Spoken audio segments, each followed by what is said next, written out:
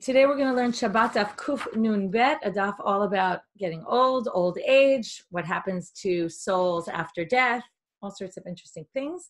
I'll just remind you about the shiur. We're having two shiurs, one in English, one in Hebrew. The English one will be on Sunday at 8:30 Israel time and p.m. And the Hebrew one will be on Monday at the same time, 8:30 p.m. So there's different lineup. Both of them I'll be teaching the last part of the last daf. I'm actually going to teach from the Mishnah. I'll try to, the day before, I'll go a little bit farther and then leave the last section.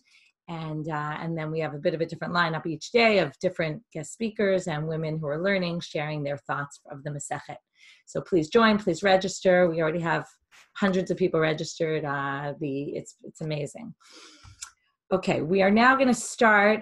Today's daf is, speaking of old age, today's daf is sponsored the Refuah Shlema of Rabbanit ben Rivka Leah, Rabbanit Steinsaltz, that really Bizchuto, he's now sick with pneumonia in the hospital, and Bizchuto, many of us have been able to learn, and he really made Gemara accessible. So in his honor, for his Refuah Shlema, we will learn today. Okay, we ended with tears and how tears could be good and tears could be bad. So certain types of tears are better than other types of tears. And how did we get here? Because we were taking these verses from Kohelet. Okay, if you have a Tanakh and you want to open it, or you can look on Safari, you can open it up. The last chapter of Kohelet, basically before the main thing of the chapter is all about this. Then at the end, it just goes to the end of the book about who Kohelet was and Hevel Hevelim Amar Kohelet, right, his usual line. Anyway, right, as we know, if you're familiar with Kohelet, it's a bit of a pessimistic book and saying how, life is short and take advantage. And basically this last chapter is all about, we saw this yesterday, remember who created you when you're young, because because until, then the bad days are going to come. And then time will come when you will already have no more desire or no more wish to do anything. We darshan this in some other ways also. You won't be able to get stuck anymore. You won't be able to do things, or maybe it's time about the future world. But anyway, the simple reading is enjoy life when you're young and do good things and be a good person, because you won't always have the opportunity. And then it basically has this long description about what's going to happen to you. Okay, we saw right, and they discovered that, right, they said darshan this in all different ways, and that's how we got to the thing about how the cloud, it will cloud your vision, you won't be able to see anymore, like the clouds after the rain. And now we're going to the next verse, Pasuk Gimel. I'll read first the whole verse. Bayom sheyazu shomrei habayit. Okay, when the people who watch over the house are going to tremble or shake. Vihit avtu anshe achayil, and the strong people are going to bow down, meaning they're maybe like their knees will buckle, they won't be strong anymore. Ubatlua tochanot, and the things that grind will be canceled, won't be there anymore. Ki me'etu, because there'll be less. V'chashchu haraot ba'arubot, and darkened will be those who see through, can't think of the word aruba, but it could be a skylight or some sort of way to see through. So now we're going to read and darshan what this means. Again, it's describing what happens when someone gets old. B'yom sheyazu shomrei habayit v'yitavtu. So what does this mean? B'yom sheyazu shomrei habayit elu haksalim v'atzlaot. These are the ribs and forget the translation of ksalim, but the parts that basically cover up your internal organs. They're the shomrei habayit because they're protecting the house. They're protecting your insides. So they're going to now start falling apart. These are your thighs, because they keep you strong. They keep you standing up. That's why they're called the strong people, meaning your legs will stop working. They'll start bending. What are those? The grinders. Your teeth will stop working. Right? Those are your eyes. Okay, so basically all these things are, your body's going to slowly fall apart. Now we get a story. Amali Kesar Rabbi Yoshua ben Chananya. So the Roman Kesar, Roman officer says to, or the emperor says to Rabbi Yoshua ben Chananya, "My time aloatit leBe'avidan. Why did you not come to Be'avidan?" I don't know if you remember this, but we saw Be'avidan not so long ago. It was a place where they would have these arguments between the Jews and the non-Jews. They would get there, and debates, I would say, not arguments, but they would have these debates, and they would debate each other. So he says, why didn't you come? Now, probably why didn't he come? Well, right, it wasn't always enjoyable to engage in these debates. They didn't really get anywhere, and therefore he didn't want to show up there. But he said, why didn't you come? So he gives his excuse, okay? And we're going to see what's interesting about this stuff is, and I think people may be able to relate to this. On the one hand, we can relate to, right, you get older and your body starts falling apart, okay? We get that. But sometimes older people use that as an excuse, okay? They say, oh, it's too hard for me. So this is basically what he says. He says, my old age prevented me from getting there. And he starts describing his old age. And that's why they're bringing it here. Tur tlag saharuni glidin. Okay, there was a snowy mountain that basically was full of ice. Okay, what does that mean? My hair is all white. Okay, I'm surrounded by all this white hair like snow. Okay, I'm very old. Kaboi lo navchin. My dogs don't bark, which basically means I can't speak anymore.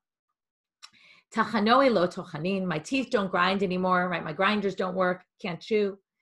Rav Amre, in the house of Rav, they said that he added, their version of the story said that he added, Adelo avidna bachishna.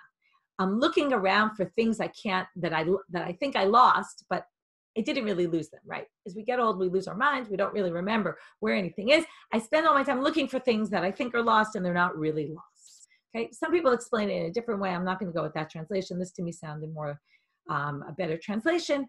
Anyway, there's other ways to read this, but I think what's interesting is that's how it ends. And if you think about it, this is a literary device. It started with Beit Avidan. Now, the root of Avidan is the same root as Avad, as lost. And in Rav's version, I think it ends very nicely because what he's saying is, what does it mean? I'm looking for things that aren't really lost, which means it's a basic waste of time, right? To sit there looking for things that you didn't really lose and you think you lose them. You're wasting your time. You're basically, doing nothing. You're like walking around in circles.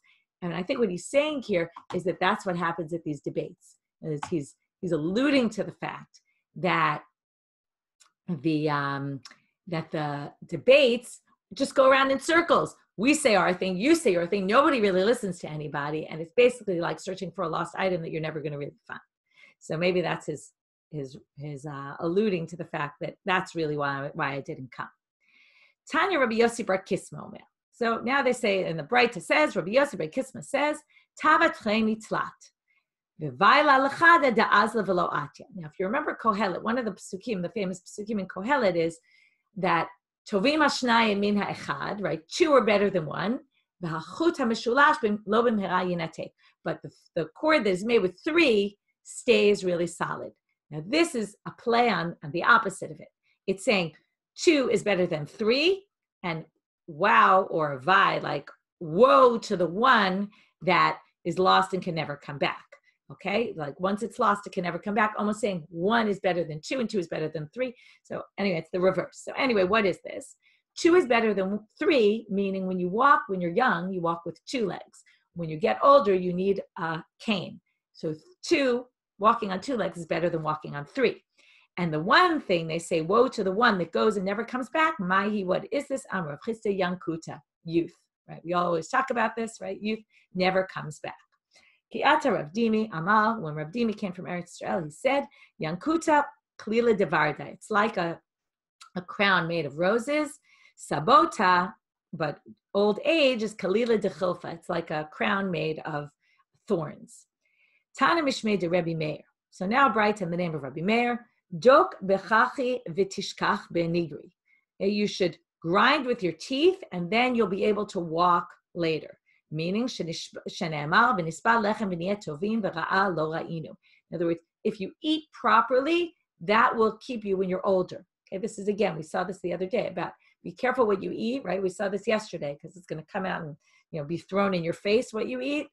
But be careful what you eat. That can protect you for the long run. This is, right, a very modern idea about, be careful all the things you eat, calcium, it'll protect your bones. And when you're young, you have to think about these things because otherwise when you get older, your body will be destroyed already.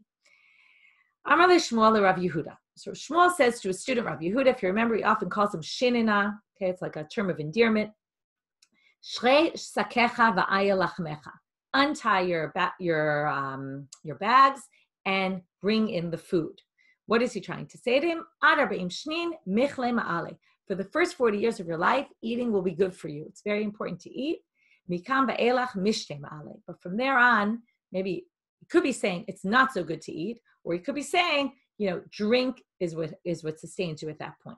Okay, so this is again showing, like we saw yesterday, the 40 is the turning point, right? You could say maybe this was in their time when their lifespan was about 50, and therefore 40 was already getting to old age.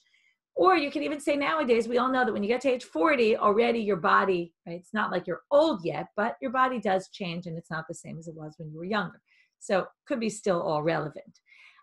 So he basically saying, and I was thinking this is also, they always tell kids, make sure to eat calcium or things that'll protect you. And kids think, what do I care now, right? But what he's saying, the first 40 years of your life, you have to protect yourself for the future, because if you wait too long, it won't help you anymore.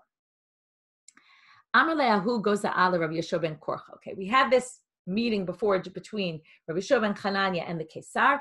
Now we're going to have another story, and a little bit of a different story, but a conversation between a Goza'ah, a eunuch, and Rabbi Yeshua ben Korcha. Rabbi Yeshua ben Korcha was called, I don't know if his father was Korcha, but he was definitely, whether it was his father's name or not, I should have checked that out before class, but anyway, he's called Korcha also because he was bald. He was known to be bald.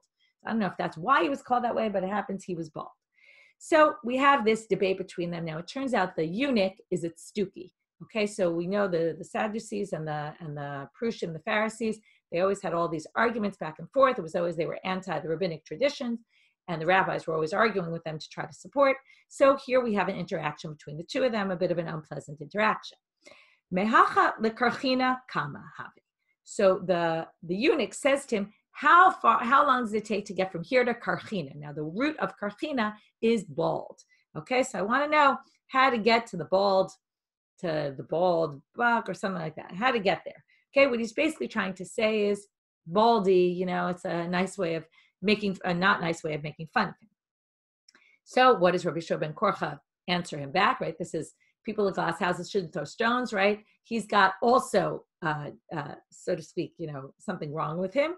So Amalei kemehacha leguzina. He says it's about the same as it is to get to guzina. Now, guzina means to be cut off, right? The eunuch is cut off. So he says that's how long it takes. So Amalei Tzduki. So the Tzduki says to him, Barcha karcha ba'arba'a. A bald, I think it's a goat, goes for 4 dinarim. Okay, costs 4 dinarim. So he's trying to say they're actually worth nothing, right? It's useless. So Amar Lei, so Rabbi Yeshua ben Korcha answers him back, Ikara shlifa b'timnaya. He says, an animal, this is I always forget my animals, but, right, okay, so someone wrote a member of the flock. Okay, so anyway, a member of the flock also who gets castrated is actually worth more. Now, this is strange. Why would Rabbi Yeshua ben Korcha saying he's worth more? He wants to say the castrated is worth less than the bald one. So basically, there's 2 ways to read this. Either he's saying, oh, you want to bring me animals? Fine, I'll bring you animals. You're in the animal category. If you want to be worth more, you're like an animal, because animals are worth more if they're castrated. Now, why is that? Because they grow more and they're more fatty, apparently. It's better. Or some have the version that Amar Le doesn't appear here. Rabbeinu Hananel has it without the words Amar Le. And that really this is all the eunuch still speaking. And what he's saying is he's comparing. The bald one, the bald animal is worth 4, but the castrated one is worth 8. And he's trying to say, there you see, I'm worth more. So either which way you read it, it can be read that way or that way. In the meantime, Chazi de lo Misani, the eunuch sees that Rabbi Yeshua ben Korcha is not wearing shoes. Amarle de al sus melech, de al chamor ben chorin, u'demenali beraglayu bar inish. So he says to him like this: someone who rides on a horse is called a king. Someone who rides on a donkey is called a free man. Someone who wears shoes is just a regular person. But veloha, but if you don't have any of those things, de chafir v'kavir tav mineh. Someone who's buried in the ground is greater than he is. In other words, you're a nobody. You don't even have shoes on. So what does he answer him back? Rabbi Yeshua ben Korcha, goza, eunuch, or cut off, right? Tlat amarli, tlat shamat. You said to me 3 things. Now you listen to me about 3 things. Hadrat panim zakan. What makes you, what shows off how great you are? Your beard. Now, eunuchs were known not to grow hairs. It's one of the signs of a eunuch. Doesn't have hair. So there you have it. You don't have a zakan. Simchat lev, what brings you happiness in life? Isha, nice positive thing about women, right? Your wife brings you happiness. So what do you see here? That, right, the eunuch doesn't have a wife. Nachalat Hashem banim, and what's the real, the inheritance that God gives us is sons, or children. So Baruch HaMakom Shemana'acha Miklum, right? Thank God that He prevented you from having all these three things. That you're telling me I'm a nobody, you really lost out on all the good things in life, and God prevented you from having them.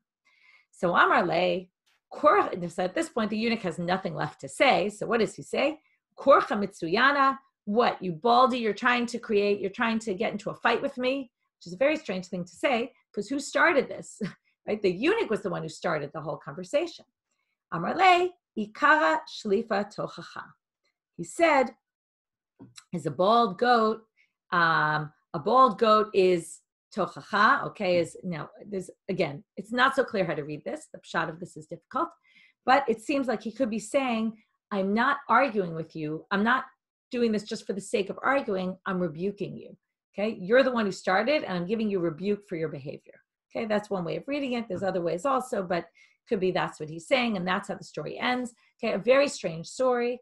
Why this is here, I don't know exactly, but it shows a little bit about making fun of people for who they are and what they are. And, what's interesting is, normally when people start up with you, we say, don't stoop to their level, right? It's interesting that Rabbi Yeshua ben Korcha kind of does, to a certain extent, stoop to the level of the eunuch and engages in conversation. And maybe it needs to be understood in its historical context with the debates that they were having with the tzdukim. And it's not just a random person arguing with a random person or with a rabbi, but this was part of a whole big debate with the tzdukim and the Prushim, and it could be as part of that, and it could be understood maybe in some other way. Okay, moving on to the next situation. Another kind of story where somebody uses old age as their excuse. Amar le Rebbe Rabbi Shimon ben Chalafta mipnei malu ikbalnu panecha baregel kederech shikbilu avotai lavotecha. Why didn't you come to me on the regel the way your fathers went to my fathers, okay? They always come to the rabbi on the holiday. Why didn't you come? Amar le, he said to him, Sla'im nasu gvohim, the rocks to get there seem much bigger than they used to be, okay? They got very large. The road was too difficult for me. Krovim nasu rechokim, things that once seemed closer now seem very far. Mishtayim nasu shalosh, from my two legs, it's now three, I need a cane. Mesim shalom babayit batel. And then he says this thing that seems somewhat not connected. The thing that makes peace in my house between me and my wife, meaning my ability to have relations with my wife, is batel. I have no more desire for my wife. So the question is, what does this have to do with anything? So one explanation that I saw that makes sense in the context is, if my wife gets angry with me that I go if I go to you on the regel, my wife will be upset with me that I left home and I don't have any way to appease her anymore because I have no more desire in me, and therefore I won't be able to appease her in bed. So now we're going to see, so again, what do we see with this story? As Carolyn pointed out in the chat, right, we see a number of these stories where basically, so actually she's talking about the previous story. I'll go back for a quick minute about like the Be'avidan. If you connect those two stories, it's about these debates that don't go anywhere between these Jews and their counterparts, right? Whether it be other Jews that they argue with or non-Jews that they're arguing with, things just go in circles and don't go anywhere. This story fits more in the context of the stories of using old age as an excuse. So it connects again to the Be'avidan story, but here it seems like this was a legitimate claim, and he was really saying, I've gotten old and I really can't come anymore. V'sagrut l'tayim bashuk. Okay, we're now back to, so that closes the Be'avidan story. Where were we before that? We were taking these psukim, these verses from Kohelet, and explaining them. Other things that happen to your body when you get old. Sagrut l'tayim bashuk, so the doors get closed. Elu nikavav shel adam. These are the holes, right? These are basically, we have blockages in our bodies. So that's what they're saying. Places that were once open are now closed. B'shefel kol hatachana. What does that mean? B'shvil kor kiban she'eno tochen. The stomach, right, where the digestive system is just not working anymore. And that's why we have all these blockages. V'yakum l'kol hatzipur. Okay, this is classic. I know this goes on in my house. Shafilu tzipor min na'arato mishenato. Right, you wake at any small thing, like you hear the birds chirping early in the morning, and you're up, and that's the end of it. You can't sleep anymore. Vayischu kol benot hashir. What does this mean? Right, it sounds like a sicha, a conversation of the people singing, of the women singing. Shafilu domot alav kisocha. Okay, it sounds like a conversation. You can't even hear so well that when you hear singing, it sounds like people are having conversations. Ba'af Barzilai Giladi Amar LeDavid. Now we're going to show another verse that says similar things. Barzilai Giladi had helped David in the rebellion against Avshalom. When Avshalom dies, David says, why don't you come to Yerushalayim and live with me, and I'll give you food in my house. And what does Barzilai answer him? Here we're going to see again, it's unclear whether Barzilai was lying and gave this as an excuse, use old age that, I don't want to go live with you because I'm too old, or maybe he was really serious. Ben Shmonim Shana Anochi Hayom, he says, I'm 80 years old. Here, at least he really is at an older age, not like 40. He says, I'm 80 years old. Haida ben tov lera. Well, I know the difference between good and evil. In other words, I'm 80 already. I can't even tell the difference between good and bad. Mikan, what do you learn from here? Shedeotehen shel zkanim mishtanot. Okay, we learn from here that people's minds don't work always the way they used to. Right? He invited him to live in his house and eat on his table. He said, listen, I don't even have taste anymore. So from here you learn that the lips of the elderly people crack and don't work anymore. This is why we brought this up. I can't even hear people singing anymore. Right? They can't hear anymore. Amarav, Barzilai Giladi Shakrahava. He was a liar. How do we know he was a liar? Here they're going to prove it in an interesting manner. What was one of the things he said? I have no taste anymore. But we can prove it from another place that people do. Dahi Amata, there was an Ama, a servant woman, Dahavia Bey Rebbe. She lived in the house of Bey Rebbe. Batishin Vitartin Shnin. She was 92 years old, right? Amazing. In their day, she was 92 years old. Vahava Time Kidra, and she was the one who tasted all the food before it went out to make sure it tasted good. So here you see, elderly people have taste, right? It's fascinating to think about that. We all know that different people age in different ways, and just because she still has her taste buds doesn't mean he did.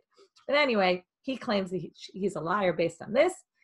Rava Amar Bazilai Giladi Shatuf B'zimahav. Okay, he's trying to make him better and saying he wasn't a liar.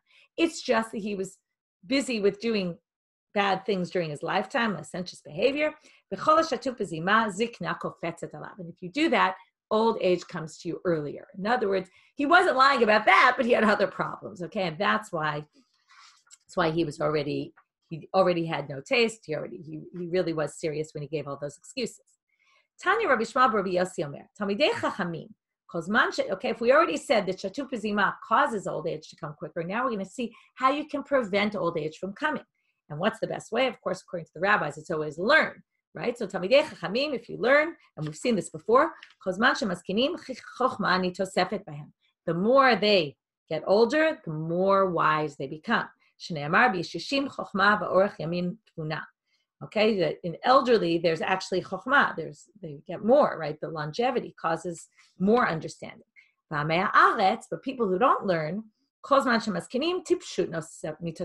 they lose their minds as they get older. Okay, they will no longer have the ability to understand things. Okay, we're back to the verse in Kohelet. This, by the way, right, you could see it in the prism of the rabbis as, you should learn. This is the way to encourage people. And I think a lot of the things in today's staff are trying to teach people how they should behave, number one, when you're younger and in general throughout life, in order to ensure either long life, better old age, and also we're going to get to life in the world after death. Okay, you'll have a better life in the world after death if you behave properly in this world. And again, we've talked about this many, many times. It's the way that the rabbis tried to encourage people to do the things that they wanted people to do. Okay, and the other way to look at it, by the way, about the Amaretz, the general Amaretz wasn't just that they didn't learn Torah, but they weren't knowledgeable people in general. And what they're saying is, which people say nowadays also, right? The more you exercise your brain, the more your brain will hopefully work better in old age, right? We know older people, it's always good to play games, to be reading, to be using their brain. It keeps you going. So it could be that that's also one of what they mean by that. Okay, going back to the verses in Kohelet, we're now continuing on. Gam migavoa yera'u Shafilu, okay, what does that mean? Yira'u, they'll be fearful of high things. Shafilu gavshushit ktana domeh alav kehare harim, right? We know this sometimes people, right? Small things become big things, right? They make a big deal over something small. It's also something that people sometimes do when they're older. V'chatchatim baderech, what does this mean? And terrors on the way. B'sha'ah shemalech baderech nasulo tvahim. Right? Again, you get scared of every little thing. So something that maybe once wasn't such a big deal, now you do it and you see there's something on the way and you get very fearful of it.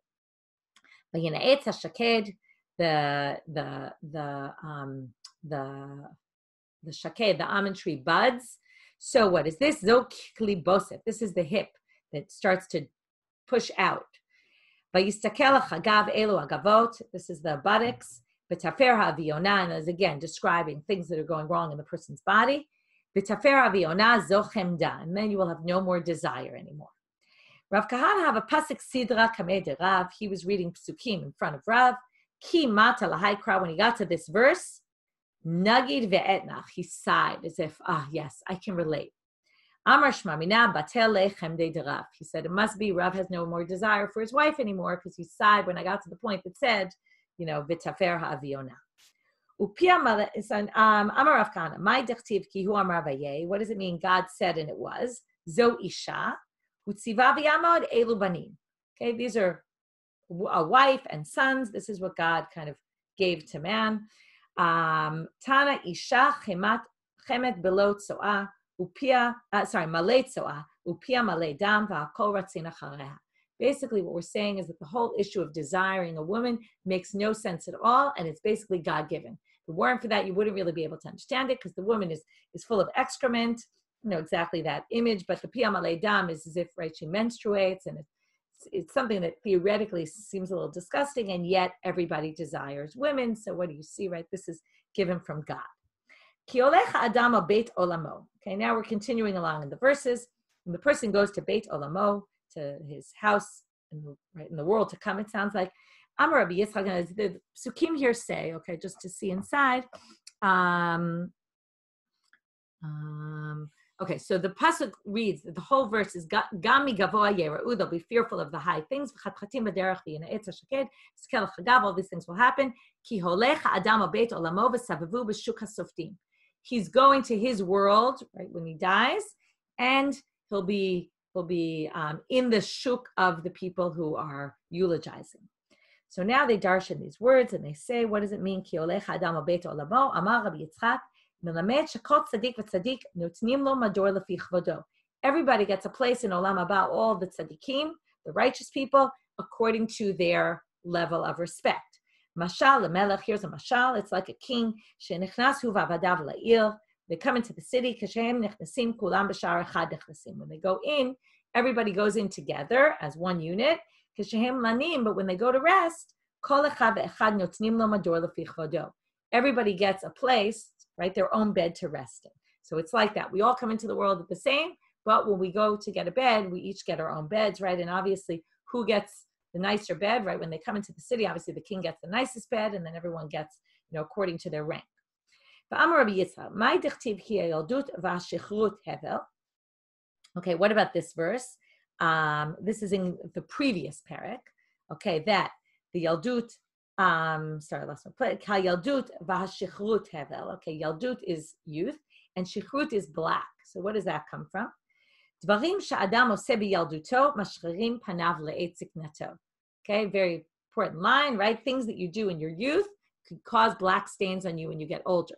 Okay, this can mean many things. The image I have in my head is the picture of Dorian Gray, right? Where basically he doesn't look any different, even though, right, the whole idea of the book is, right, usually people do change, right, and everything happens to the picture. Picture gets old, and, right, everything he does wrong appears on his face. And this is basically what it's saying. Anything you do is like a black stain on you. And it catches up with you, particularly as you get older. But Amar Rabbi Yitzchak, it also could mean things like we talked about eating and, protecting your body when you're younger, not just wrongdoing, but also other things like that. Now we're going to get into all sorts of things that happen to you after you die. What happens to your soul? Do you feel anything? Do you hear anything?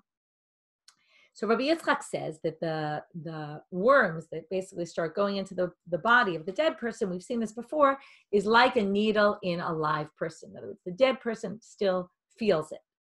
Shneimar, how do we know this? Because it says in the verse, Ach, right, this is a verse from Eov. Ach besaro alav yichav. Okay, the whole pasuk is, right, his basar will still be painful, right, it can feel pain. V'nafsho alav te'ebal. And its soul will mourn for itself. Okay, so we'll see what this means. Amar Rav Chisda nafsho shel adam mitabelet alav kol shiva. He mourns himself. The first 7 days, the mourner actually mourns for himself. Shneimar v'nafsho alav te'ebal. Uchtiv. Vayas laviv evel shivat yamim. Now, since it says nafsho te'ebal, and avelut we know is 7 days from another pasuk in the Torah, so therefore you see that the dead person actually mourns himself for 7 days. Amar Rav Yehuda, met she'en lo menachamim, a person that dies and has nobody to, right, leaves over no relatives, holchim 10 bnei adam v'yoshvim bimkomo.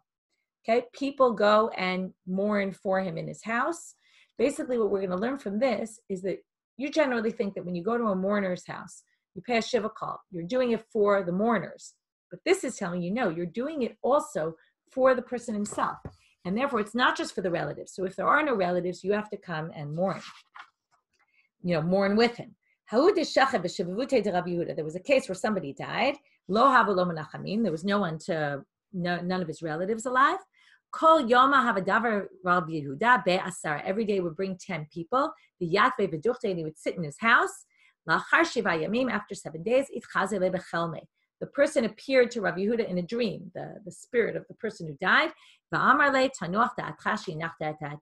Right? You should be blessed because you calmed me down. Okay, you gave me nechama. So from here you see that you're also mourning the person who died. Okay, you're comforting the person who died, that he also needs comfort. Rabbi Abba, right? This whole thing is strange. It's basically, we always think there's nothing after death, right? There's no feelings, emotions. We already said, if you pierce the body, there's still feeling there.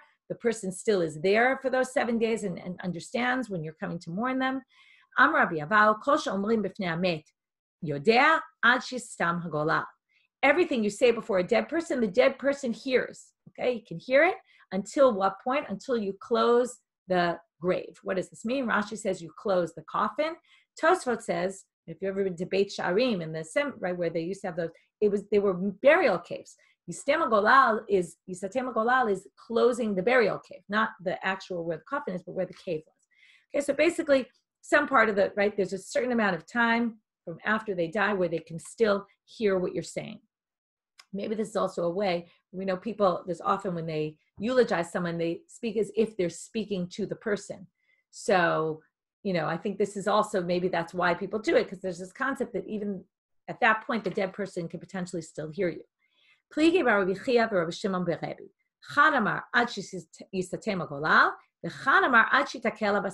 The other opinion is that it's even after that. It's as long as the flesh hasn't rotted, then the dead person can actually still hear. Manda amar ad shitakela basar. So now we're going to have to say, where do they get it from? Dichtiv ach besaro alav yichav v'nafsho alav te'ebal. Remember that verse? It said, as long as the basar can still feel it, if the basar is still there, the flesh is still there, it can feel things. And if it can still feel things, then, right, nafsho alav te'ebal, it sounds like he's still mourning himself, meaning he could still hear what you're saying. Mandamar ad shisatem golal dichtiv yashov ha'afar la'aretz. But it says that the afar will go back to the land, kishaya, right, the way it was originally. And basically that sounds like once it's in the ground, which is basically ad shistom golal, then once it's in the ground, right, then the actual continuation of that verse is from Kohelet also, this is from that same section we've been reading. But what's going to happen? Yashov ha'afar la'aretz kishaya, right, the dirt, dust will go, right, he'll basically go back to the dirt like he started. V'haruach tashuv el ha'elohim asher nitana, which we're now going to darshan. And the spirit goes back to God who gave it to him in the first place. So it sounds like once the body goes in the ground, well, the spirit leaves. So at that point, you can't talking, right? He's not going to hear anything that you were saying. Tanu Rabbanan, we're now going to darshan this. Varuach tashuv el Elohim asher nitana. What do we learn from this? Tana lo kemoshe nitana lecha. b'tahara, afata b'tahara. Okay, give it back to God the way he gave it to you. God gave you your body b'tahara, with purity. You have to return it with purity, right? This is a great image of, we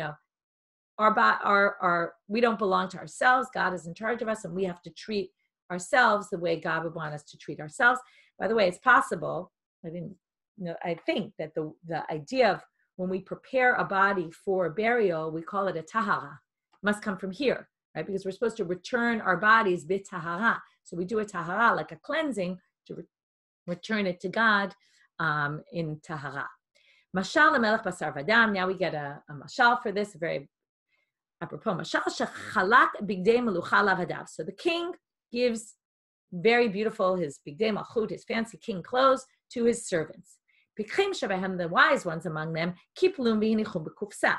They folded them up and they put them in a box. Tipshim shebehem, but the not wise ones among them, halchu v'asu behem alacha. They worked in those clothes. Liyamin bikesh hamelech et kelav. So at some point the melech wants his clothes back. Pikchim shebehem yichzirun lo kashem b'guatzim. So the wise ones sent them back, nicely ironed and pressed and in beautiful condition. Tipshin, I lost my place. Tipshim shebahem yichzirun lo kashem meluchlachim. But the non-wise ones sent them back dirty. Samach hamelech likra pichim. He was very happy with the wise ones. V'kaas likrata tipshim, and he got very upset at the others. Al pichim amar yunatznu kelai laotzar. I'm going to put these back into my treasure house. V'hem yochlu lebatehem l'shalom, and you will go back to your houses in peace. Val tipshim amar kelai yinatnu lakoves. They're going to have to be laundered. V'hen yizkapshu bebeit asurim, and you're going to be put in jail.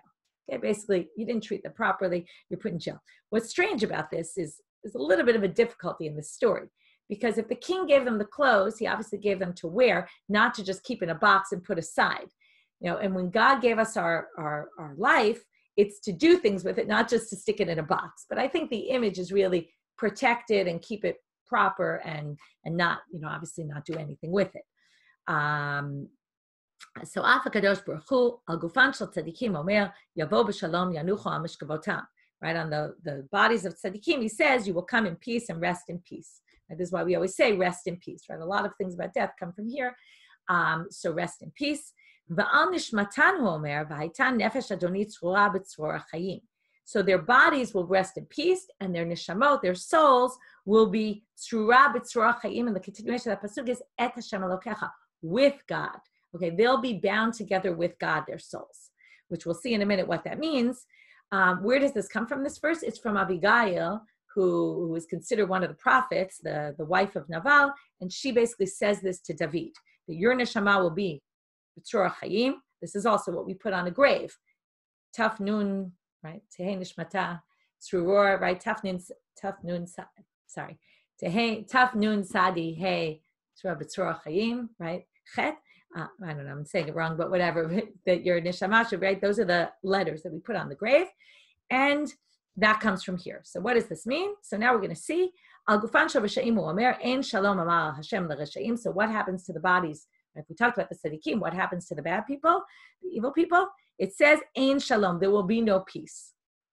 Val nishmatanu omer ve'ed nefesh. Now this is the continuation of that verse with David. It says, your neshama will be nitzra b'tzrura chayim, and nefesh oivecha, but your enemies' souls, the bad people, yikalenu b'tof kafa kala. This is interesting. It will be in a slingshot. So what do they explain? Tanya, in the Braita, it says, Rabbi Elazar omer nishmatan shel tzadikim gunuzot tachat kisei hakavod. They'll be basically buried under the chair of God. Shneimar v'aitan nefesh adoni yitzura b'tzura chayim. V'shel rishayim zomemot v'hochot. They'll be tied up. Umalach echad, whether you read this or not, but I'll read it. Umalach echad omei b'tzof ha'olam, umalach echad b'tzof ha'olam. Okay, that you have two angels, one on either side of the world. Umikal'im nishmatam zeh lezeh, and they use the slingshot and they throw it back and forth from one to the other. I was thinking it's interesting they bring up the slingshot with David. He was the one who hit Goliath with the slingshot, right? And here it's basically saying your enemies will be flung like a sling, like the rock in the sling. Shneimar ve'nefesh oivecha yikalenu b'tof kafa kala.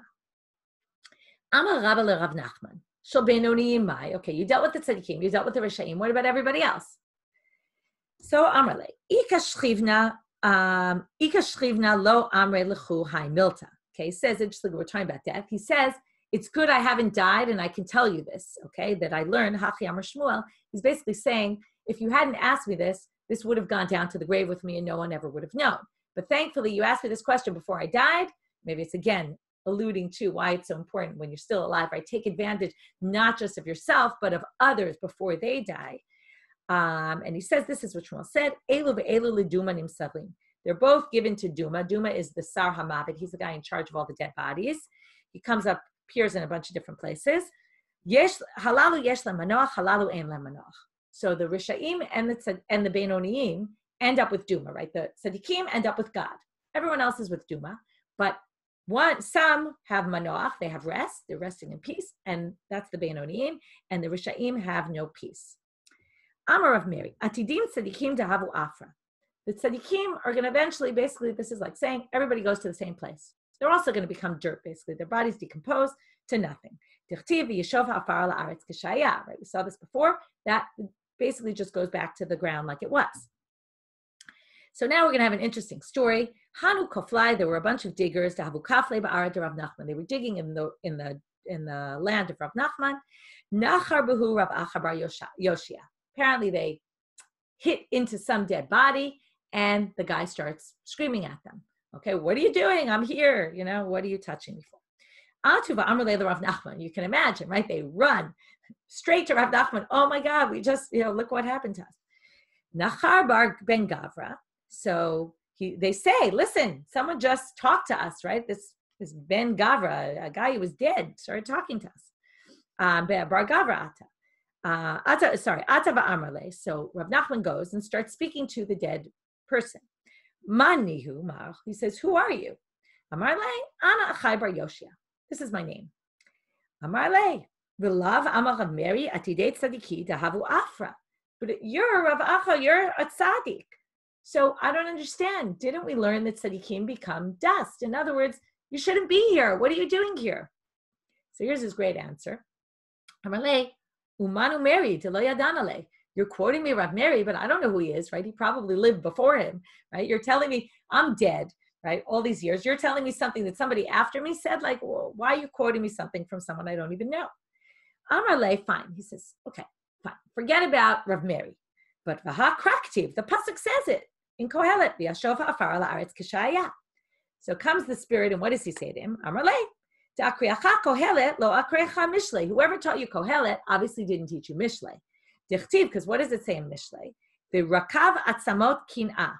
What causes the bones to rot? This goes back to the idea we keep talking about, that the way you act in your life is going to affect you both in your life and now after death, that it's jealousy that causes your bones to rot. That's what causes your bones to rot. If you have no jealousy in your heart, that's why I'm still here. So he touches him to see, is he really still here?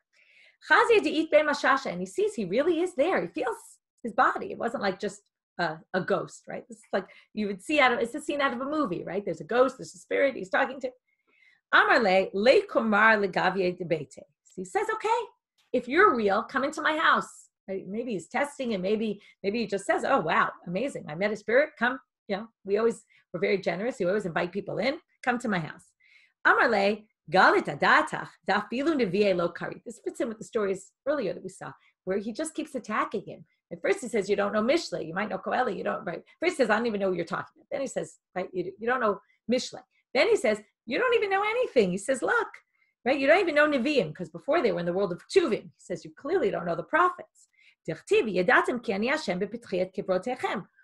God is the one who's going to decide that the dead are going to come back to life. Right? The resurrection of the dead, not me. I can't decide to just come into your house. It's only when God decides. Amarle, he says, fine. I'm still struggling with the fact that you're here and you're not supposed to be here.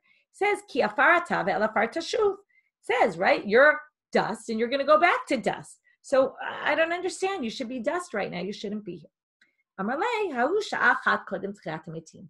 That's only going to happen 1 hour before Tchiyat HaMetim, when God is going to resurrect. Basically, everyone's going to be recreated. To be recreated, you have to become dirt in order to be resurrected.